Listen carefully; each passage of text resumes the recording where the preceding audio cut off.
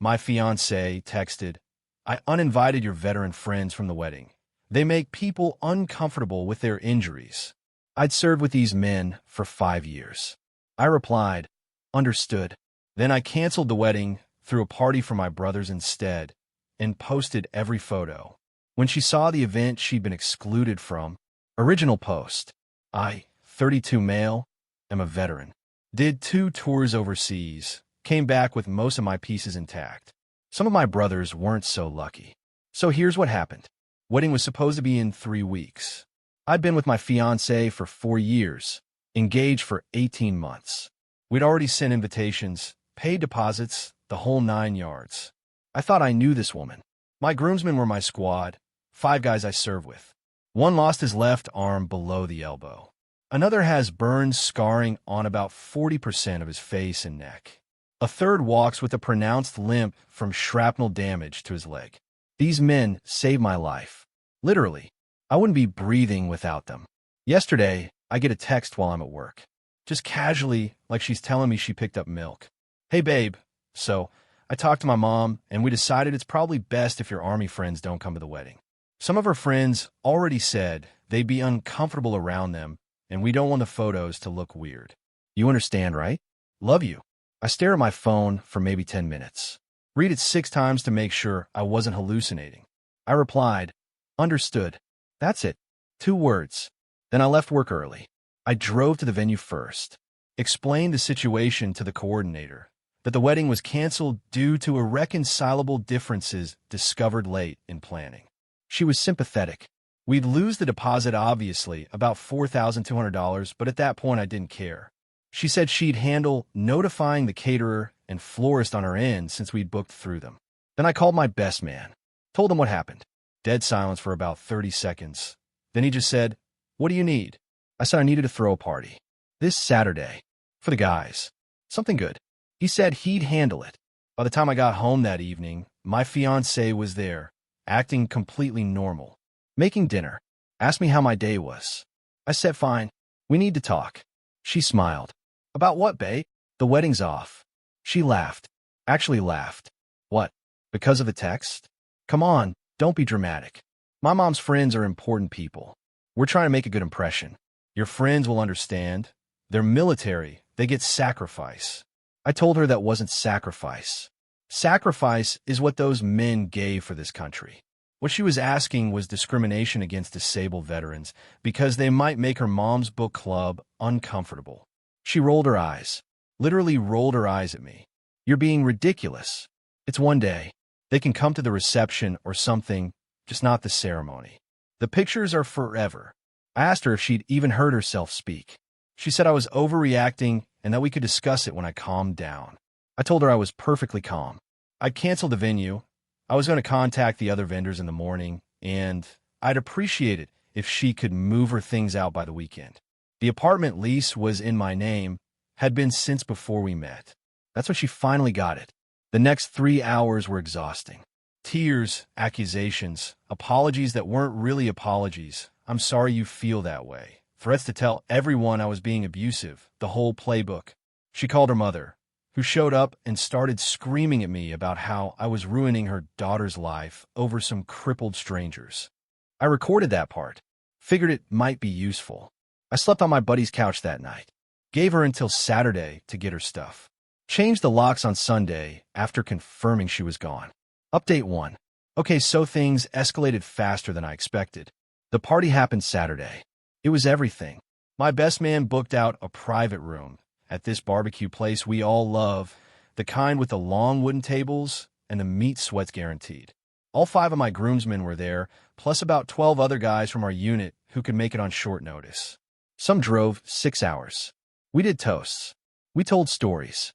My buddy with the burn scars gave a speech about how the wedding would have been nice, but honestly he was just happy to have an excuse to eat his weight in brisket. Everyone laughed until we cried. I posted photos. All of us together, arms around each other, huge smiles. My buddy with the prosthetic arm was doing that thing where he takes it off and pretends to use it as a back scratcher, his party trick that kills every time. I posted maybe 8 pictures total with the caption, surrounded by the best men I know. Wouldn't trade this for anything. Didn't mention the canceled wedding. Didn't need to. My ex found out fast. The mutual friends we had were already asking questions because invitations had gone out, and suddenly there was no wedding, but there was a party she wasn't at. People started putting pieces together. Then her mother decided to go nuclear. She posted on the neighborhood social media group, the kind where everyone discusses HOA violations and lost dogs, about how I had abandoned her daughter at the altar because of my untreated PTSD and violent tendencies. Said I was dangerous and that neighbors should be aware. Let me be clear, I have never been violent with anyone except enemy combatants.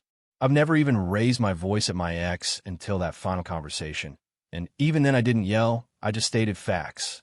But now I had neighbors looking at me weird. One actually crossed the street when she saw me coming. So I did something I probably shouldn't have, but whatever. I posted the recording, the one where her mother called my brothers crippled strangers.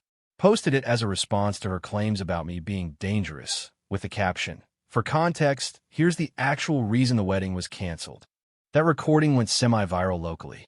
Someone shared it to a veterans group, then another. Within 48 hours, it had been viewed about 15,000 times. Her mother deleted her original post, but screenshots exist forever. My ex started texting me. First angry, "You had an right to post that. My mother's getting death threats." Then pleading, "Please take it down. She's so stressed. She didn't mean it like that." Then threatening, "My cousin is a lawyer, and we're looking into defamation charges." I didn't respond to any of it. Just let it sit.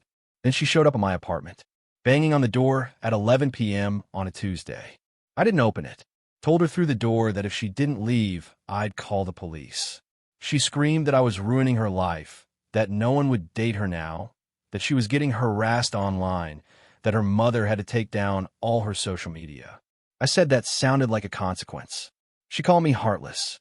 I called the non-emergency line, explained a woman was banging on my door and refusing to leave. By the time they arrived, she was gone, but I filed a report anyway. Paper trail. My buddy who's a cop in another precinct told me that's the smart play. Document everything. The weirdest part? Her friends started reaching out to my friends, trying to get the real story. They were convinced I must have cheated or done something horrible because nobody cancels a wedding over a text. My best man apparently had a conversation with her maid of honor that went something like, "He's clearly hiding something. What really happened?" Him, she uninvited his disabled veteran groomsmen because they might make photos look bad. Her, that can't be the only reason. Him, it's literally the only reason. I've seen the text. Her, well, maybe she had a point. Wedding photos are important. He hung up on her. Update 2. Man, okay. Strap in. So the defamation threat from her cousin the lawyer turned out to be hot air. My buddy who actually practices law looked at it and said posting a recording of someone's words isn't defamation because it's literally what they said. Truth is an absolute defense. Plus, it was in my apartment. One-party consent state, completely legal to record. But here's where it gets interesting. My ex worked at a mid-sized marketing firm. Pretty decent job. She was an account manager, making around $65,000. Nice office downtown. She'd been there about 3 years. One of her clients was a national veterans organization. They do fundraising, awareness campaigns, support programs for wounded vets. She managed their account, helped with their annual gala, their donation drives, all of it. Someone sent them the recording. I did not do this. I genuinely don't know who did. Could have been any of the thousands of people who saw it. But someone sent it to the organization's communications director with a note explaining the context. They dropped her firm as their agency of record, a contract worth about $180,000 annually. Her firm lost the account because they didn't want to be associated with someone who referred to disabled veterans as making people uncomfortable. Her firm didn't fire her. That would be too easy and probably illegal anyway, but they restructured her position. She's now doing data entry and internal reports. Pay cut of about $20,000. No more client-facing work. I found this out because her mother called my mother. Yeah, my mom called me confused because some woman she'd never met was screaming at her about how I got her daughter fired and coordinated a harassment campaign and should be arrested for cyberbullying. I had to explain the whole situation to my mother from the beginning. She was quiet for a long time, then said, She wanted your friends excluded because of their injuries? Yes, Mom. Those boys who came to Christmas? Who you said saved your life? Yes, Mom. More silence. Then, I never liked her anyway. She complained about my brisket. Love my mom. So now I'm being blamed for the account loss, even though I had nothing to do with it. But here's the thing. Even if I had sent that recording to the organization, would that be wrong? They deserve to know that the person managing their account thinks disabled veterans make people uncomfortable. That seems like relevant information for a veterans organization. But I didn't send it. I just posted it publicly. What people did with public information is not my responsibility. My ex's attempts to contact me have gotten more creative. She tried emailing me from a new address, blocked. She showed up at the barbecue place where we had the party, apparently thinking I'd be there again. I wasn't, but the owner recognized her from pictures and asked her to leave. She contacted my employer's HR department to complain about me, but since I'd never posted anything about her specifically, just the recording of her mother, there was nothing actionable. Her mother, by the way, has gone completely radio silent. No more neighborhood posts.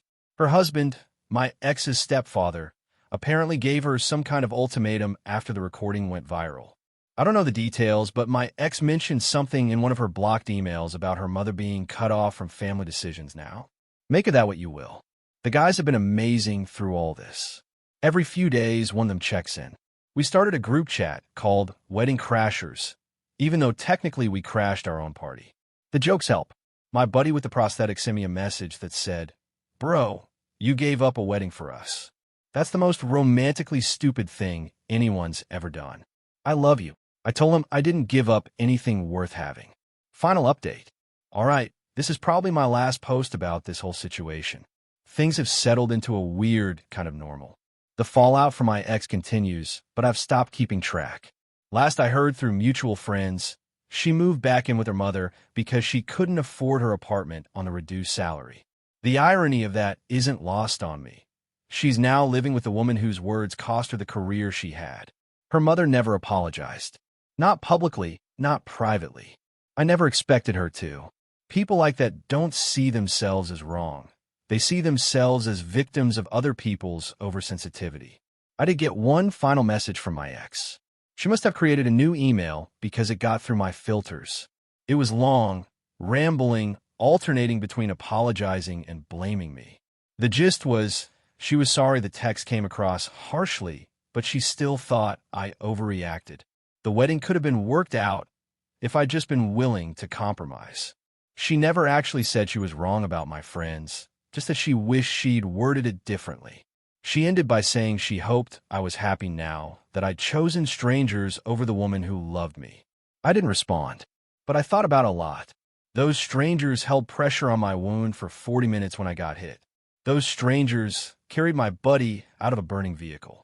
Those strangers sat with me through nightmares and bad days and the long adjustment back to civilian life. She never understood that. She saw them as supporting characters in my life. Optional. Removable if they didn't fit the aesthetic she wanted. That's the thing about who someone really is. It doesn't show up when everything's easy. It shows up in how they treat people who have nothing to offer them.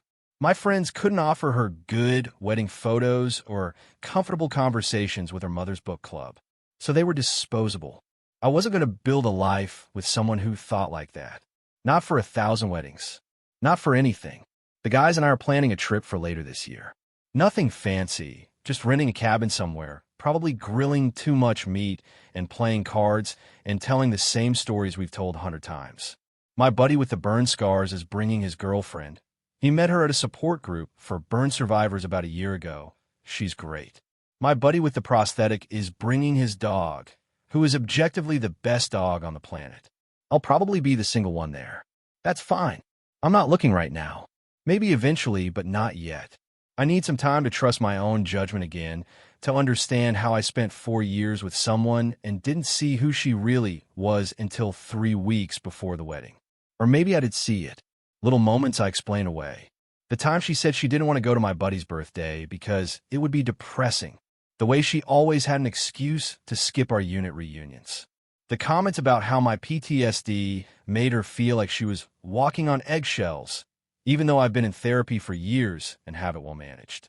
Looking back, the signs were there. I just didn't want to see them. So that's it. That's the whole story. My wedding was supposed to be the happiest day of my life, and instead it became the day I found out who my fiancée really was. I lost $4,200 in deposits, a relationship I thought would last forever, and about 4 pounds of weight from the stress. But I kept my brothers, and in the end, they're worth more than anything I gave up. Someone in the comments on my earlier posts asked if I regretted how I handled it. If I wished I tried to work it out, maybe gone to couples counseling, anything besides immediate cancellation. Nah, not for a second. Some things are deal breakers. Some things tell you everything you need to know about a person in a single moment. That text was mine. And honestly, that party at the barbecue place was better than any wedding would have been. My best man's speech had us in tears. The food was incredible. Nobody worried about whether their injuries were making anyone uncomfortable. We were just brothers together, exactly as we should be. That's worth everything.